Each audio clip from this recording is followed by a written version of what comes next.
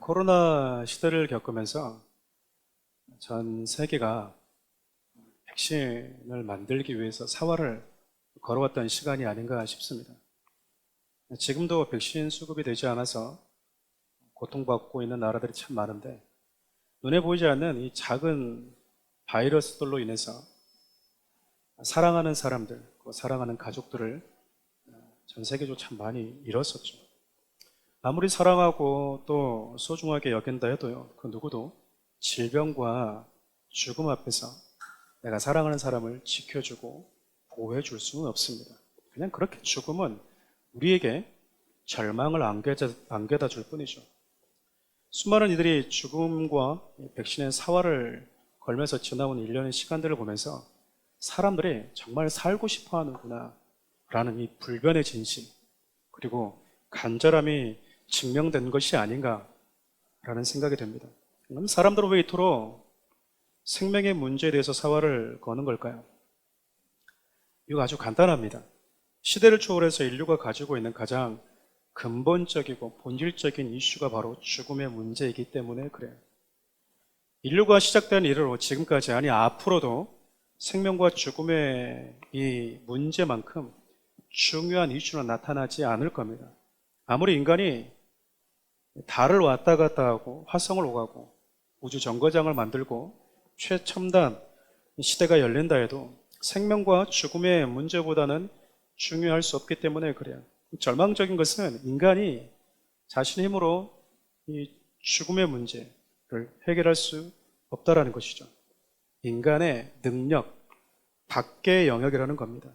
선악과를 따먹은 인간이 생명나무까지 취하려고 하지만 부질없다라는 것이죠. 왜일까요? 생명이 있는 현장에서 하나님이 내쫓아버렸기 때문에 그래요. 그들이 스스로가 자기가 선의 기준을 가지고 살아갈 수는 있지만 생명에는 하나님이 우리를 불러주시지 않는 한 우리는 근접할 수도 없다라는 것 아닐까요? 생명과 죽음에 대해서 정복하지 못해서인지 사람들은 죽음을 두려워하고 죽음 앞에서 불안해합니다. 그렇지 않습니까? 어린아이들은 잘 모르지만 죽음과 근접해 있다고, 혹은 직간접적인 죽음을 경험한 사람들은 죽음이 남 얘기가 아니구나 라는 것이 피부로 와닿는 거예요. 책 맨 뒤편에, 마지막 편에 묻어두었던 이 죽음이라는 문제 이슈가 이게 나와도 직접적인 연관이 있는 거구나 라는 사실 앞에 우리가 직면하게 만드는 것이 바로 질병, 그리고 간접적이나마 죽음을 경험하고 오는 시간이 아닐까 싶어요. 데살로니가 성도들도 이것에 대해서는 예외가 아니었습니다. 데살로니가 교회 성도들이 여러 환난 속에서 믿음을 참 잘 지키고 있었어요. 그에 대해서 바울이 오랫동안 칭찬해 왔었죠. 그런데도 불구하고 여러분, 데살로니가 교회 성도들이 몇 가지 이슈에 대해서는 성경적 정립이 필요했던 것도 사실입니다. 앞으로 살펴보겠지만 첫 번째가 성적인 부분이었어요. 교회 안에, 공동체 안에 있는 성적인 부분. 또 하나가 바로 종말에 대한 이슈였습니다.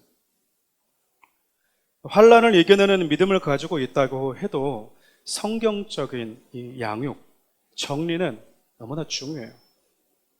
즉, 세상을 이기는 믿음, 환난을 이기는 믿음을 가지고 있다고 해서 우리가 성경에 가지고 있는 이 중요한 이슈들을 잘 정립하고 있느냐, 다른 문제라는 거죠. 원래는 이 그리스도의 성문화에 대해서 먼저 여러분과 함께 나눠야 되는데, 오늘 짝수달 첫 번째 달이어서 부활의 복음을 전하는 순서라서 순서를 조금 바꿨습니다. 그리고 마침 오늘 이 본문이 종말에 대한, 부활에 대한 메시지여서 본문을 함께 선택하게 되었습니다. 데살로니가 교회 성도들은 바울로부터 십자가의 복음과 부활의 복음을 들어왔어요. 문제는 부활에 대해서 성도들이 좀 오해하고 있었다는 거죠. 이들은 예수님이 재림하시기 전에 이 땅을 떠나버린 성도들은 주님이 강림하실 때 부활할 수 없나? 그 부활의 영광에 참여할 수 없나? 라는 오해를 가지고 있었었죠. 바울은 이에 대해서 예수님께서 재림하실 때 주어지는 이 영광스러운 부활이 어떻게 이루어지는지 지금 글로 성도들에게 설명을 하고 있습니다. 바울은 예수 그리스도를 믿는 모든 자들이 이 부활의 메시지에 대해서 명확하게 알기를 원했어요. 여러분, 이것은 여러분의 목사인 저도 마찬가지입니다. 우리가 믿고 있는 믿음에 대해서 누군가가 물어올 때 내가 결국 할 수 있는 말이 없는 것, 여러분, 이거는 부끄러운 겁니다. 3년이면 서당기가 뭐를 읊어요? 네. 우리는 모태신앙인데도 불구하고 우리가 믿고 있는 십자가의 복음과 부활의 복음에 대해서 말하지 못합니다. 설명하지 못해요. 왜일까요? 그냥 무조건 힘들면 견디는 믿음만 배웠지, 이 부분에 대해서 우리가 말씀을 가지고 잘 정리되어 있지 않기 때문에 그래요. 내가 믿고 있는 분명한 믿음을 누군가에게 내 언어로 표현하고 말할 수 있어야 된다는 겁니다. 저는 여러분들이 사랑하는 우리 교회 많은 성도들을 데리고 오는 것보다도 여러분들을 스스로가 누군가 또 만나는 자들에게 여러분들의 언어로 우리가 믿는, 우리 모두가 믿는 그 복음을 전해줄 수 있는 실력을 갖추는 자들이 되기를 원해요. 내 곁에서 죽어가는, 아파하는 분들이 계시는데 언제까지 목사를 찾을 거냐, 그 말이에요. 여러분들이 믿는 믿음, 믿는 복음을 그들에게 전해주면 된다는 겁니다. 그것은 저만 줄 수 있는 것이 아니라 예수를 믿는 저와 여러분 모두에게 허락된 영광스러운 사명이기 때문에 그래요. 그래서 오늘은 부활이 주는 이 영적 의미에 대해서 함께 좀 살펴보고자 합니다. 먼저 여러분, 성도는 앞서 얘기했던 것처럼 부활에 대해서 명확하게 알 필요가 있어요. 부활에 대해서 무지한 것도 문제지만 부활에 대해서 왜곡된 지식을 가지고 있는 것도 우리 신앙에 결코 유익하지는 않습니다. 그래서 바울은 데살로니가 교회 성도들이 부활에 대한 메시지를 정확하게 알았으면 좋겠다라고 이야기를 합니다. 13절 말씀 함께 읽어볼까요? 형제들아, 자는 자들에 관하여는 너희가 알지 못함을 우리가 원하지 아니하노니 이는 소망 없는 다른 이와 같이 슬퍼하지 않게 하려 함이라. 자는 자들이다, 이 말은 예수를 모르는 자들이 아닌 예수를 믿는 자들 향한 죽음에 대한 또 다른 표현이죠. 사람들의 죽음 앞에서 슬퍼하고 절망하는 이유는요, 죽음 앞에서 인간이 할 수 있는 것이 아무것도 없고 죽으면 모든 것이 끝난다라고 생각하기 때문입니다. 그러나 저와 여러분들에게는 부활의 소망이 있죠. 하지만 여러분, 세상은요, 이 십자가의 복음과 부활의 복음을 환영하지 않습니다. 십자가의 복음을 전하면 다음과 같은 반응이 일어납니다. 우리 고린도전서 1장 23절에서 24절 함께 읽어볼까요?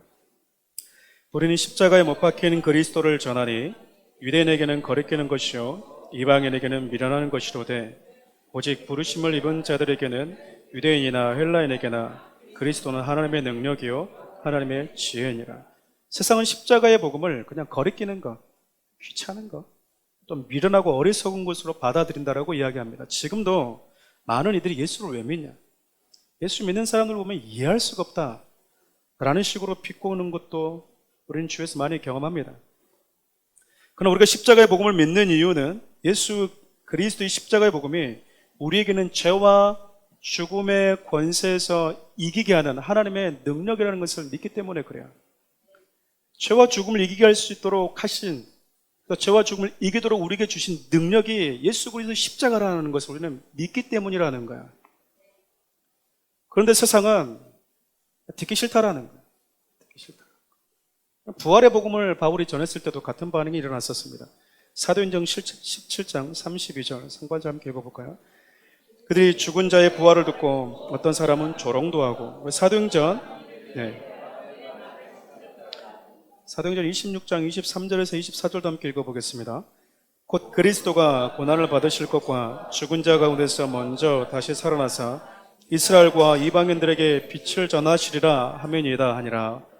바울이 같이 변명하며 베스도가 크게 소리내어 이르되 바울아, 내가 미쳤도다. 내 많은 학문이 너를 미치게 한다 하니. 바울이 지금 로마로 가면서 지금 고송돼서 가잖아요.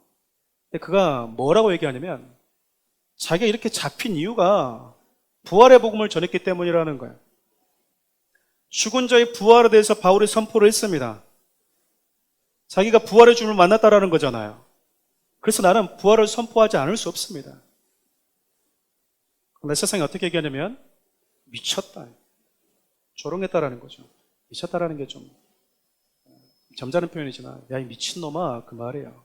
정신 나간 놈아, 공부를 하도 많이 했더니 돌았구나 이 말 아니에요?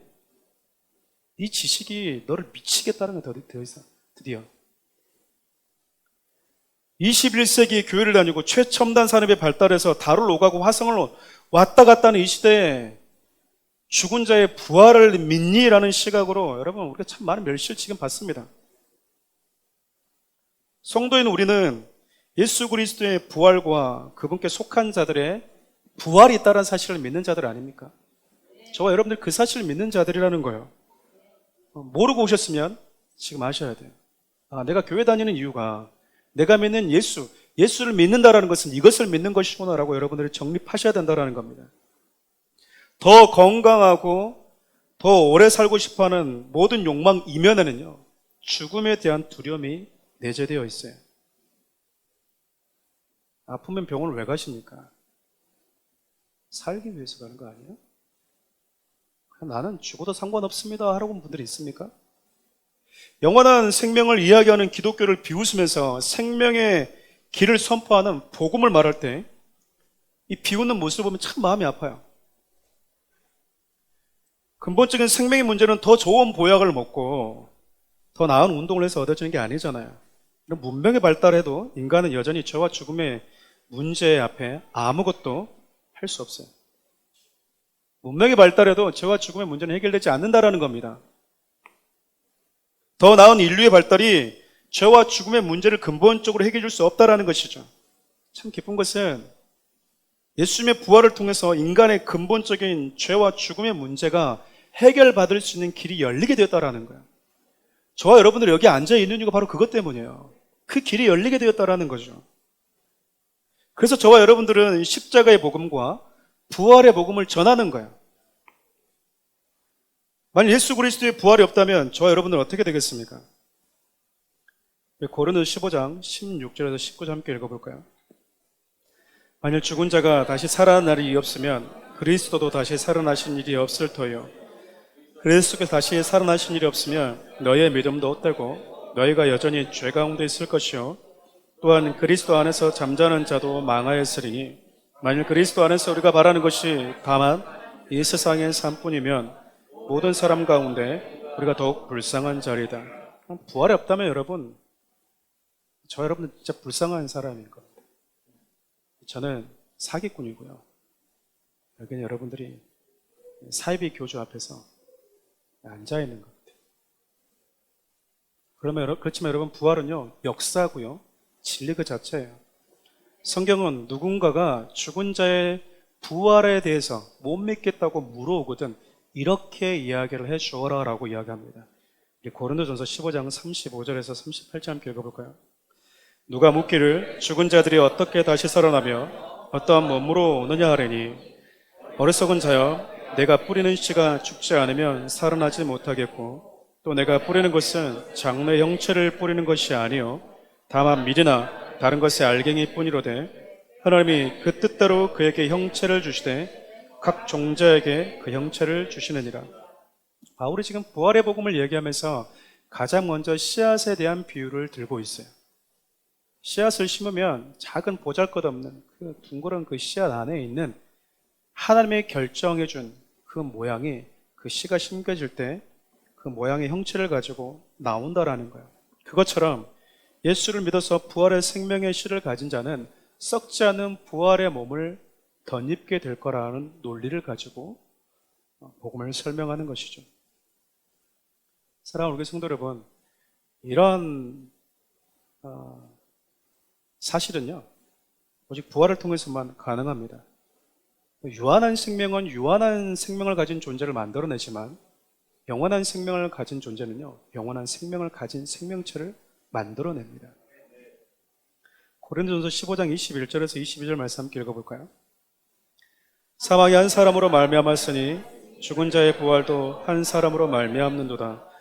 아담 안에서 모든 사람이 죽은 것 같이 그리스도 안에서 모든 사람이 삶을 얻으리라.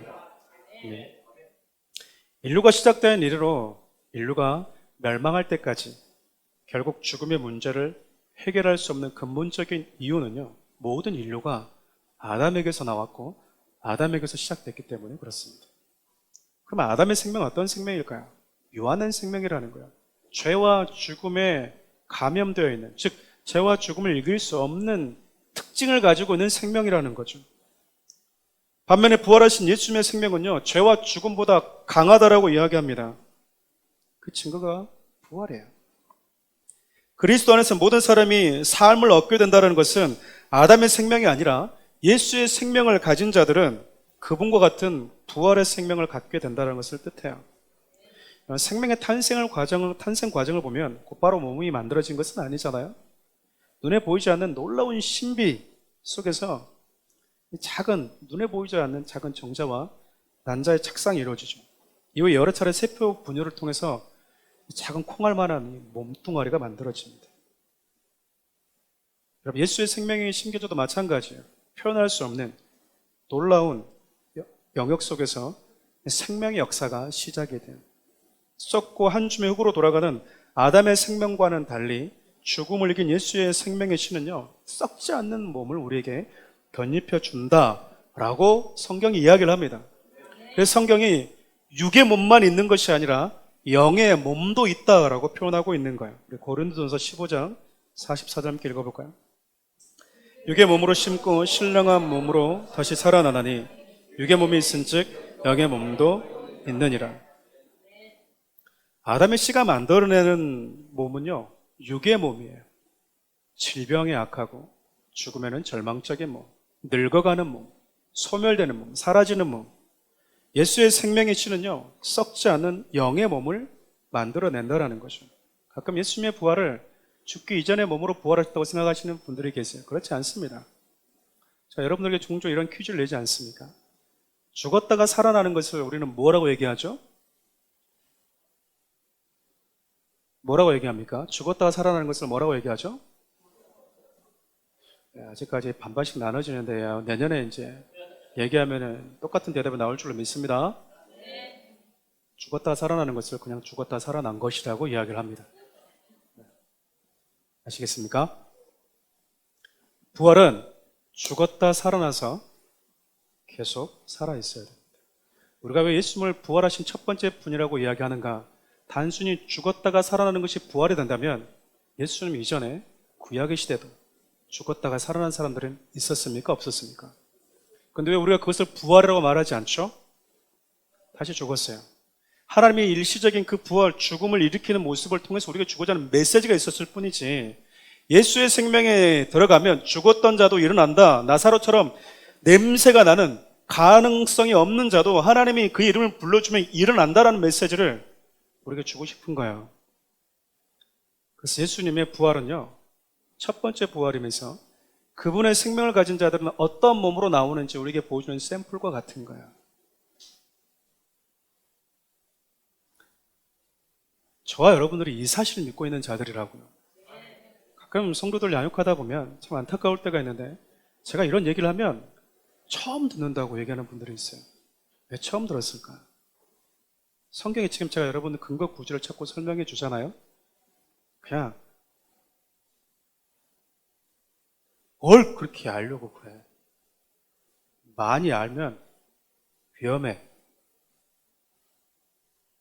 그냥 여러분들은 그래서 열심히 봉사하시면 돼요. 주를 위해서 선교하시면 돼요. 그런 어떤 인식들이 우리로 하여금 정작 뭔가는 하고 있는데 내가 믿는 믿음은 말하고 있지 못하는 벙어리를 만들어버린 게 아닌가.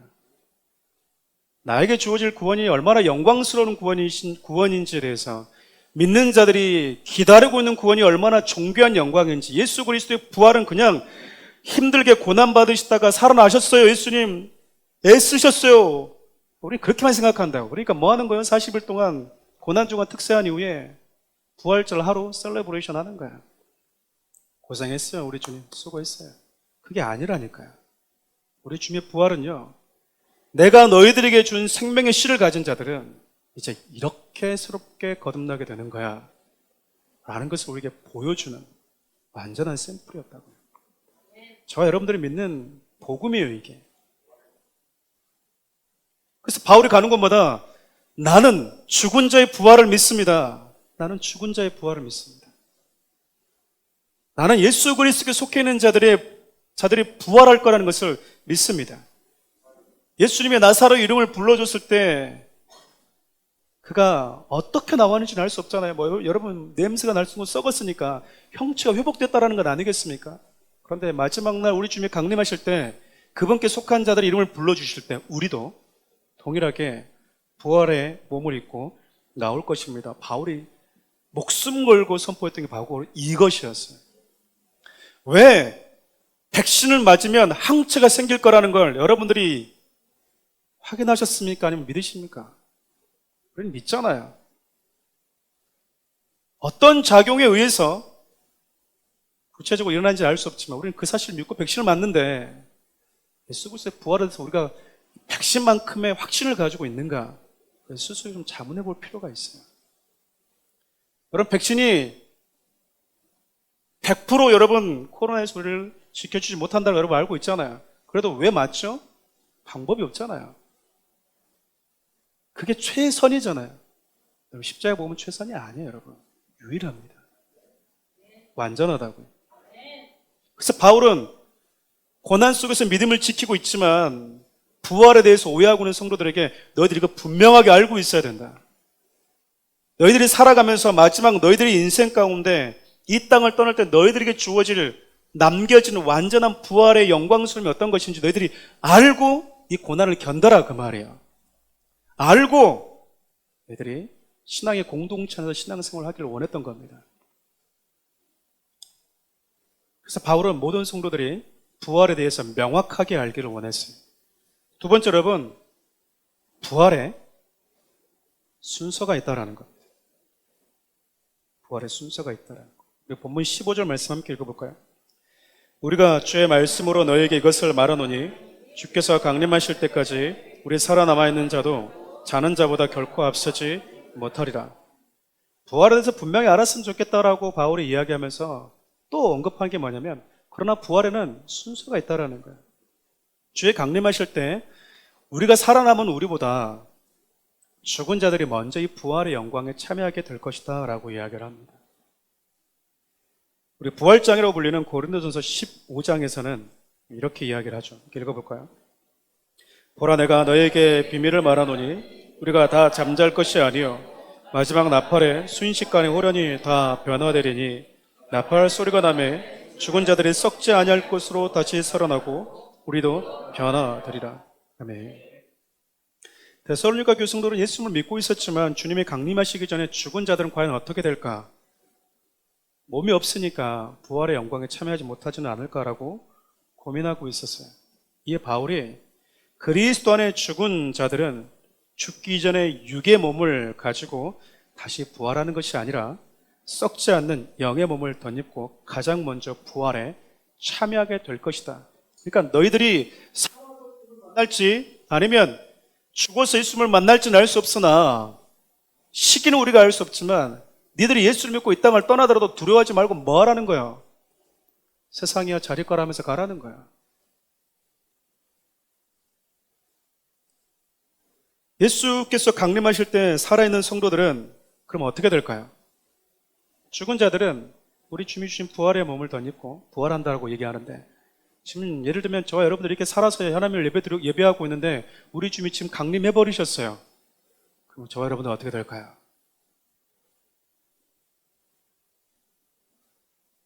말씀을 읽어도 우리는 기억하지 못합니다. 방금 다 같이 우리는 읽었습니다. 그런데 왜 저만 기억할까요? 우리는 호련히 뭐한대요? 우리는 변화된대요. 우리 육이 썩지 않는 몸으로 변화된대요. 여러분 이것은 제가 하는 얘기가 아니고요. 성경이 기록되었을 때부터 모든 믿음의 사람들이 알고 있었고 믿고 있었던 복음이었어요. 한 가지 더 나누고 싶은 게 있어요. 그런데 왜 상도들이 이 사실에 대해서 잘 인지하고 있지 못할까? 라고 생각해 보면 성도들이 예수 믿으면 천국 갑니다만 외쳐왔던 것 같아요. 그동안 교회가. 예수 믿어요. 천국 가. 그런 식의 구원론만 가지고 우리가 전해왔기 때문이 아닐까라는 생각이 듭니다.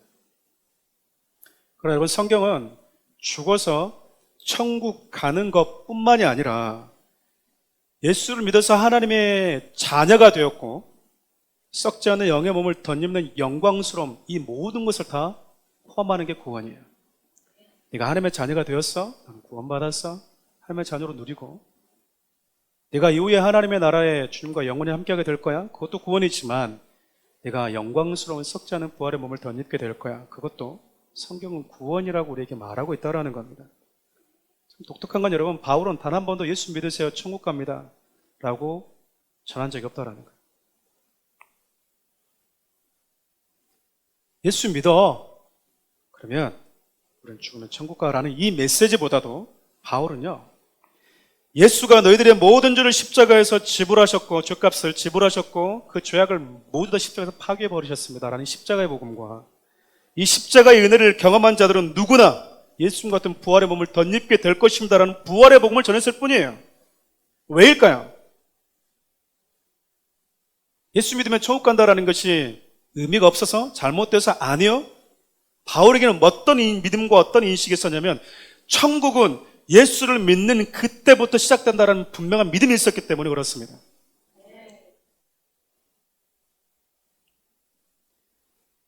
여러분, 천국이 가지고 있는 가장 중요한 의미는요, 내가 주님과 함께 거하는 거예요. 죽어서 가는 것도 천국이지만 주님과 동거하는 그 순간부터 믿는 자들에게는 주님과 함께하는 시간, 즉 천국의 삶이 시작되는 거예요. 우리가 이걸 누리지 못하는 거죠. 천국이 어떻게 생겼을까만 생각하지, 천국이 어떻게 생겼는지 바울도 경험했지만 성경에 구체적으로 기록하지 않았습니다. 천국이 궁금하십니까? 여러분을 사랑하신 예수님의 성품을 추억해 보십시오. 그곳이 천국이에요. 천국이 이런 곳이겠구나. 우리 주님의 모습을 보면 천국은 이런 사랑이 있는 곳이겠구나, 이런 섬김이 있는 곳이겠구나라는 것은 우리 주님이 우리에게 보여주시는 그 모습을 통해서 우리가 엿볼 수 있다는 거죠. 그래서 바울은 나는 예수 그리스도의 복음 외에는 전하기 혹은 알기를 알지 않기로 작정했다라고 얘기했던 겁니다. 저는 여러분들이 예수 믿으면 천국 갑니다. 네, 좋습니다. 그러나 부활의 복음과 십자가의 복음을 전할 수 있기를 바라요. 그럼 천국이 시작되셨습니까? 네. 이미 그 어딘가에 있는 천국에 있는 성도들과 저 여러분들 다른 것이 있다면 이 땅에서 몸을 담고 있다라는 거예요. 제가 고난을 설명할 때 이런 얘기를 종종 합니다.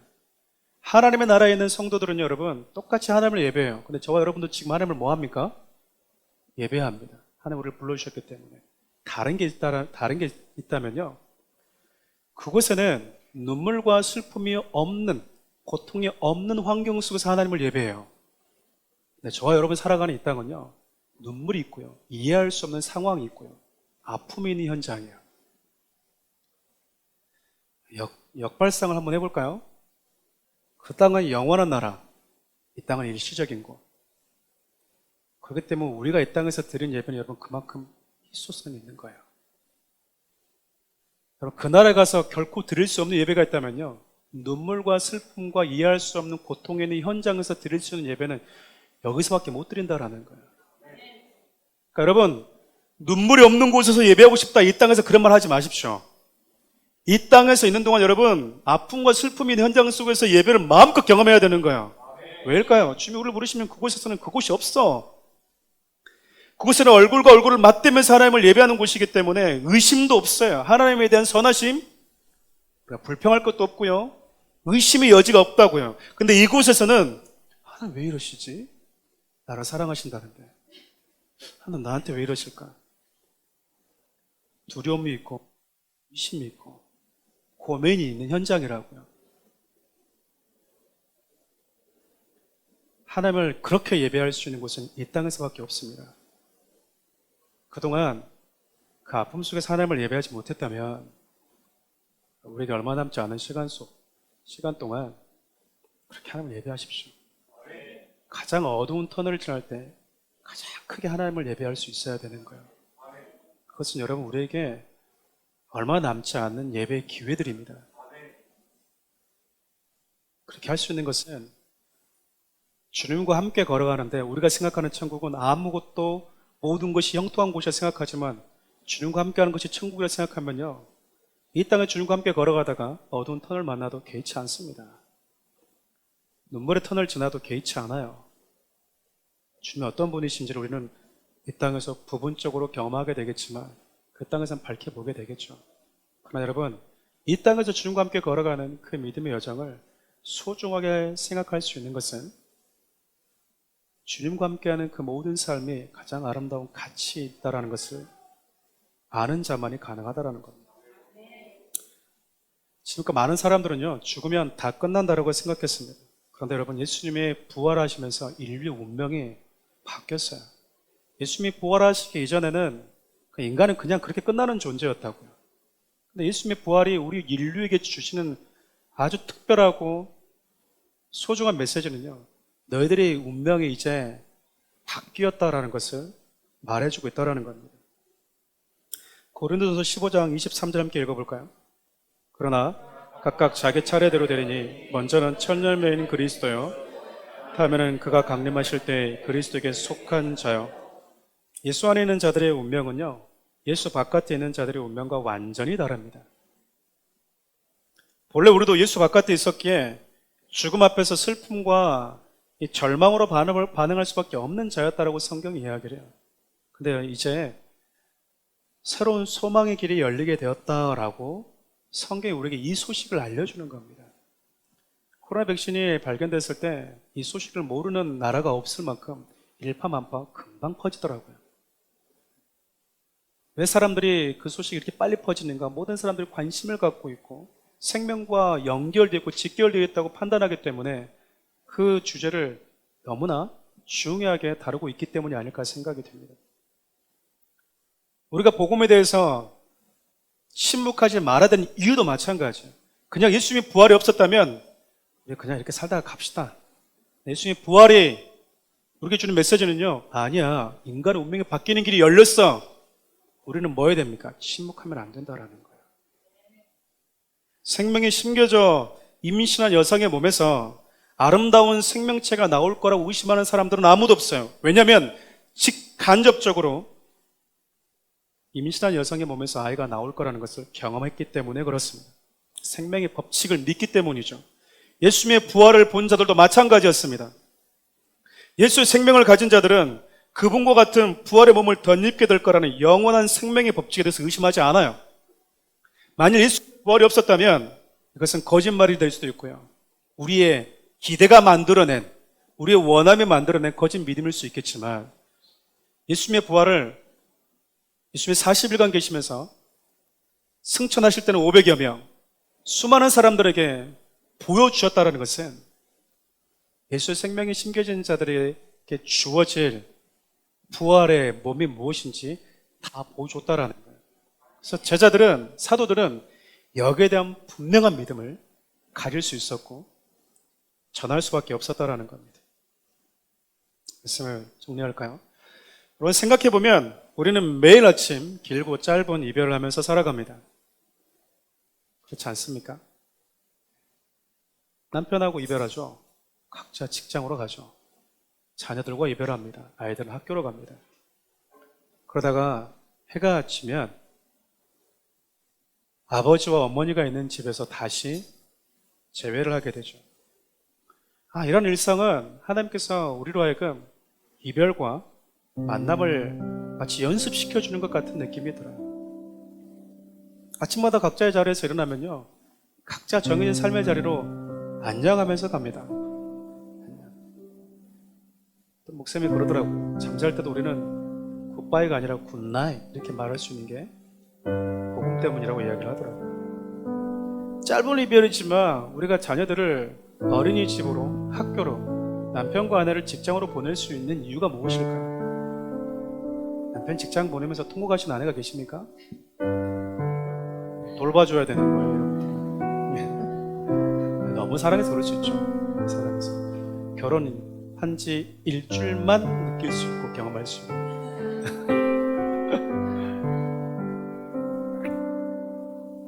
왜 여러분, 우리가 편안하게 자녀를 내 눈과 내 보호의 손길이 미치지 못한 곳으로 보내면서 우리는 불안해하지 않은 걸까요? 네, 정해진 시간 이곳에서 다시 만날 거라는 믿음이 있기 때문에 그래요. 여러분, 우리가 이게 없으면 보낼 수 있을까요? 못 보내요, 여러분. 보낼 수가 없는 거죠. 그것이 없다면 내 자녀를, 내 배우자를 결코 내보낼 수 없는 겁니다. 불가항력적으로 내보내야 된다면 내보내는 시간은요, 눈물과 통곡의 시간일까요? 사랑하는 우리 성도 여러분, 사랑하는 우리 교회에서 만난 저와 여러분들, 우리는 그리스도 안에서 한 가족이라고 성경이 이야기를 합니다. 새로운 가족 공동체가 만들어진 거죠. 우리는 앞으로 많이 웃을 것이고 많이 울게 될 것이고 또 흥분하면서 함께 늙어가게 될 것입니다. 늙는 게 싫습니까? 가끔씩 저에게 물어봐요. 목사님 언제가 좋습니까? 운동 잘하고 할 때 젊었을 때가 좋습니까? 저는 과거로 돌아가고 싶은 적이 한 번도 없습니다. 지금이 항상 좋습니다. 우리 연세 드신 우리 권사님들 앞에서 너무 죄송하지만 머리가 가려워서 이렇게 머리를 이렇게 올려보면 이마도 넓어지고 있어요. 하나님 제발 내 마지막 자존심인데 이마만큼 지켜주십시오라고 기도합니다. 여러분들도 웃지 마시고 기도해 주시기 바랍니다. 제가 하나님께 65세까지만 지켜주면 그 이후부터는 제가 포기하겠습니다 이렇게 하는데, 어쨌든 65세 은퇴하기 전까지는 하나님 제 머리를 지켜주십시오 기도를 합니다. 근데 피할 수 없이 이렇게 머리를 들어보면 이 흰머리가 많이 생겨 있더라고요. 그리고 이렇게 한 번씩 없었던 점들이 하나씩 보이는 거죠. 그래서 참 이렇게 내 안에 뭔가 모를 이렇게 뿌듯하고 감동이 있어요. 내가 죽어가고 있구나. 내가 죽어가고 있구나. 내가 늙어가고 있구나. 예전에는 저렇게 뛰는 친구도 공 금방 뺏었는데 지금은 달리다가 내 다리에 내가 걸려 넘어지다니. 그런 걸 보고 있으면 내가 죽어가는 게 맞구나. 이런 내 몸의 현상들이 나에게 야, 너 주님 만날 날이 다가오고 있어라고 말해주고 있구나. 나에게 좋은 메시지들이구나. 그러니까 빼려고 하지 마십시오. 뽑으려고 하지 말라는 거야. 그 메시지를 왜 자꾸 검은색으로 바꾸시고 가리시는, 왜 자꾸 피부과를 이용해서 그 메시지를 자꾸 빼내려고 하냐 그 말이에요.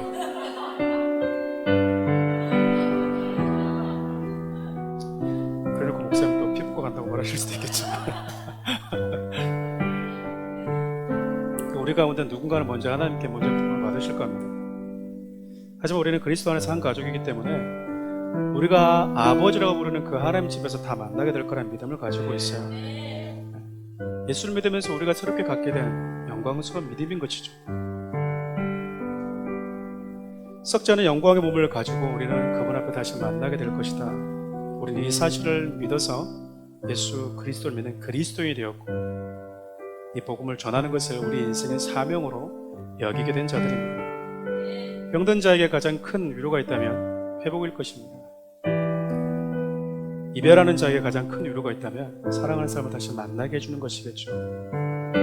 죽어가는 자에게 가장 큰 위로가 있다면 생명일 것입니다. 즉 부활은요, 하나님께서 병들고 이별할 수밖에 없고 또 죽을 수밖에 없는 인류에게 주신 가장 큰 위로라는 거예요. 이제 우리는 각자의 삶에서 하나님 주신 아주 짤막한 인생을 살게 될 것입니다. 짤막하기 때문에 선물과 같은 시간들인 거예요. 싸울 시간이 어디 있습니까? 싸울 시간. 한 대 때리면 맞으면 되죠. 그렇습니까? 좀 당하면 되지. 뭐 어려운 거라 생각해보면 그래요. 내가 이기려고 해봐야 달라진 거 아무것도 없는데 좀 적게 살면 어떻습니까?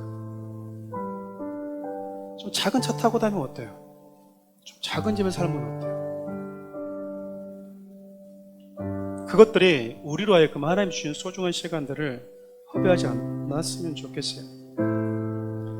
전 사랑하는 우리 모든 성도들이 하나님 주신 이 시간들을 소중하게 여기고 아름답게 그리고 사랑하면서 하늘의 위로를 경험한 자답게 살아갈 수 있었으면 좋겠습니다. 나아가서 여전히 질병 앞에서 두려워하고 이별 앞에서 슬퍼하고 그 그 죽음 앞에 절망하면서 위로받고 있지 못하는 세상 가운데서 부활의 복음을 여러분들이 내 곁에 사랑하는 자들을 위로의 메시지를 전해주는 자들로 살아갔으면 참 좋겠습니다. 어렸을 때 참 이 찬양을 많이 불렀습니다. 어렸을 때 참 초등학교 때, 중학교 때 그 나이 어른에도 불구하고 내 인생 여정 끝내요. 아직 살 일이 훨씬 많이 남았는데도 불구하고 그렇게 이 찬양을 참 많이 불렀던 게 있어요. 근데 저는 그 마지막 가사 참 좋았습니다. 나의 무거운 죄 짐을 모두 벗고 하는 말 예수 인도하셨네. 나 우리 주님 만나면 내가 이 말씀 드려야지. 나에게 있는 무거운 죄와 죽음의 짐을 벗겨주셔서 제가 이 땅에서 천국 가려고 발버둥 치려고만 산 게 아니라 이 땅에서 주님과 함께 천국을 누리면서도 살 수 있었습니다 라고 얘기할 수 있으면 좋겠다라는 마음이 있었습니다. 같은 믿음의 고백을 가지고 이 찬양을 좀 우리 주님께 올려드렸으면 좋겠어요. 내 인생 여정 끝내요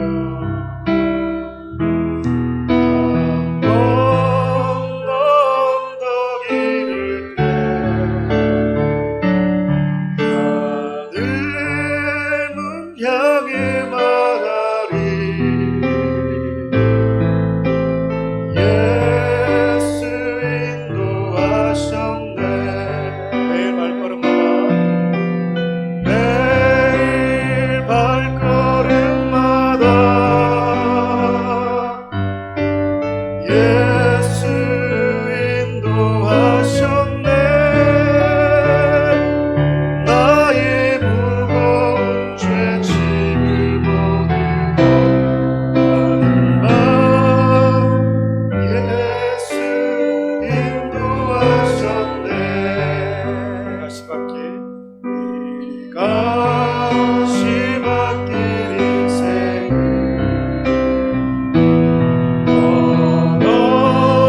어려리면서 갈 때에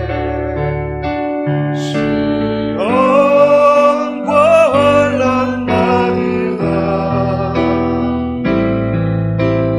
예수 인도하셨네. 매일 발걸음마다 예수 인도하셨네. 나의 무거운 죄 짐을 모두 하는 바 예수 인도하셨네. 내 가는 발걸음마다 내 밟는 발걸음마다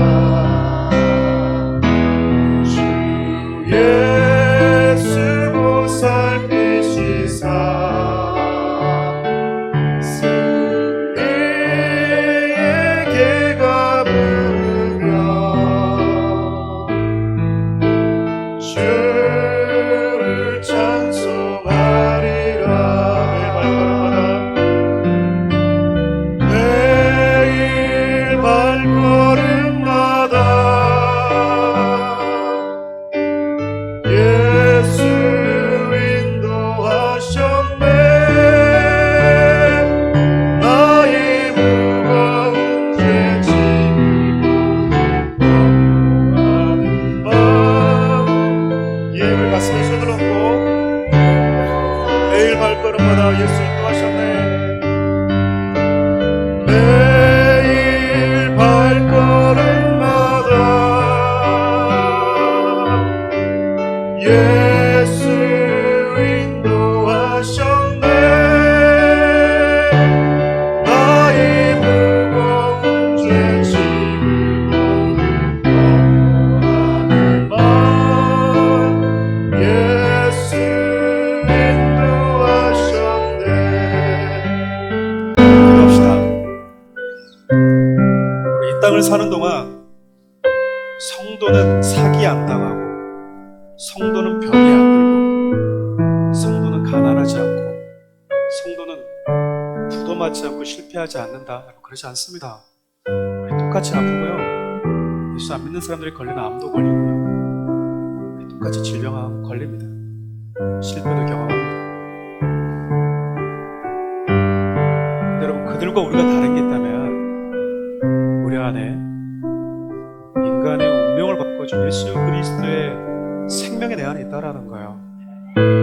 그렇기 때문에 여러분, 우리가 이 땅이 내 인생에서 지나가는 나그네 길이라고 말할 수 있는 것이고, 때로는 실패해도 결국 내가 돌아갈 본향이 있다라는 것, 때로는 사랑하는 사람과 이별을 속에서도 다시 만날 수 있다라는 그 눈물 속에도 소망을 갖게 되는 것은 바로 예수 그리스도 우리에게 전해주신 부활의 복음 때문입니다. 이렇게 한번 기도했으면 좋겠어요. 하나님, 부활의 복음을 명확히 아는 자가 되게 도와주십시오.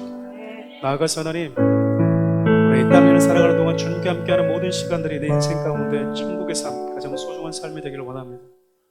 여러분, 질병에 걸리고 아픔을 겪어도 어떻게 예수 믿고 있는데, 어떻게 내가 하나님을 믿는데 내 삶 가운데 이런 이 아픔들이 찾아올 수 있습니까? 라고 하나님께 이야기하는 것이 아니라, 여전히 우리가 그 질병 앞에서 주님, 무거운 죄짐을 나에게 벗겨주신 주님으로 인해서, 나와 언제나 함께 동행하신 주님으로 인해서 내 삶은 변함없이 의미가 있고 행복합니다라고 고백하고, 잠시 우리 주님의 얼굴을 여러분 맞대하게 되는 그날, 주님 때문에 내 인생이 아름다웠고 행복했고 인도함 받을 수 있었습니다 라고 고백할 수 있는 그런 제가 되게 해달라고 함께 기도했으면 좋겠습니다. 우리 주님 한번 부를까요? 주여, 살아계신 하나님, 친구들을 축복해 주셔서 감사합니다. 우리에게 주신 부활의 소망을 알기를 원합니다. 우리에게 주신 부활의 메시지가 우리가 얼마나 아름답고 우리를 얼마나 여유 있게 하는지, 얼마나 하나님 그 어둠 속에서 하나님을 노래하게 하는지 하나님, 우리가 깨달아 알게 도와주십시오. 주님이 우리에게 주신 영광스러운 복음을 나는 여전히 절망 가운데서, 이별 가운데서 슬퍼하고 있는 세상을 향해 그 부활의 위로를 전해주는 성도들이 되게 하여 주십시오. 하나님, 우리 이 땅을 살아가면서 최선을 다해 살아가겠습니다. 그러나 우리 원치 않은 아픔, 원치 않은 이별과 원치 않은 아픔, 힘든 일을 경험하게 될 것입니다. 그때 하나님, 예수를 믿는데 내 인생 왜 이런 일이 있습니까? 라고 하나님께 투덜대는 것이 아니라 그것을 고스란히 끌어안고, 주님은 나에게 영원한 생명을 주신 분, 이 아픔에 있는 이 땅에 나에게 하나님 지나가는 나그네와 같은 현장이 될 수 있도록 만들어 주신 것은 주님이 내 아버지가 되어주셔서 내가 돌아갈 집이 있기 때문입니다라고, 오히려 그곳 속에서 하나님을 노래하고 하나님을 찬양하는 성도들이 될 수 있도록 하나님 도와주시옵소서.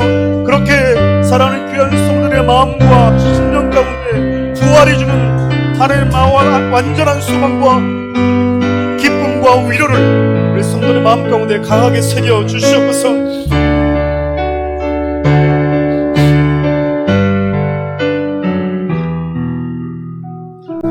여러분, 아픈 부분이 있으면 여러분 손을 얹기를 바랍니다. 없으신 분들은 가슴에 손을 얹으시고, 그리고 죄와 죽음의 권세를 이기고 부활하신 우리 주님, 부활의 주님을 마음속으로 생각하시면 좋겠습니다. 우리에게 선포하십시오. 목사님, 제가 선포도 하겠지만 여러분들 여러분 스스로에게 먼저 선포하십시오. 그래야, 야, 저 목사님 신통하다, 저 목사님이 선포하니까 난내가 아니라 우리 주님이 하시는구나 라고 여러분들이 믿게 될 거예요. 하나님, 죄와 죽음의 권세를 이기고 부활하신 주님의 이름으로 선포합니다. 나의 모든 질병과 나의 모든 슬픔과 수치를 짊어지시는 부활의 주님의 이름으로 선포합니다. 내게 있는 아픔과 슬픔들이 사라지게 해달라고 여러분 선포하십시오. 한번 기도할까요? 주님, 이 시간 사랑하는 귀한 성도들의 손을 얹고 기도합니다. 우리 주님, 십자가의 물을 덮으시고 부활의 주님, 우리 모든 질병과 수치와 아픔을 짊어지신 부활의 주님, 이 시간에 낙심한 마음들을 일으켜 세워주시고 내 모든 몸속에 있는 질병들을 치료해 주시고 마음속에 모든 수치감이 사라지게 도와주시고 하나님, 모든 통증들이 사라지게 하여 주시고 모든 하나님 회복되어지게 하여 주옵소서. 주님,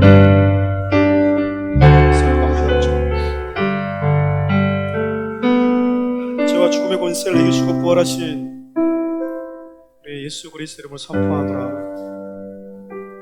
우리의 모든 수치와 우리의 모든 질병과 우리의 모든 아픔 짊어지신 예수 그리스도 부활의 주님의 이름으로 지금 이 시간 선포하노라.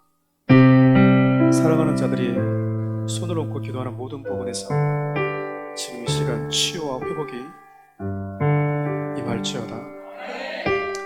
어둠의 영들은 떠나가고, 질병을 가져다 준 어둠의 영들도 떠나가고, 마음에 두려움을 주는 어둠의 영들도 떠나가고, 초조하게 살아가게끔 만드는 다툼을 일으키는 어둠의 영들도 이 시간 떠나가고, 이들의 육체에 우리 주님이 주신 자유함, 강건함이 임할지어다. 우리에게 부활의 소망을 주신 예수 그리스도의 은혜와 우리의 운명을 바꿔주기 위해서 아낌없이 독자 보내주신 하나님의 형용할 수 없는 귀한 사랑과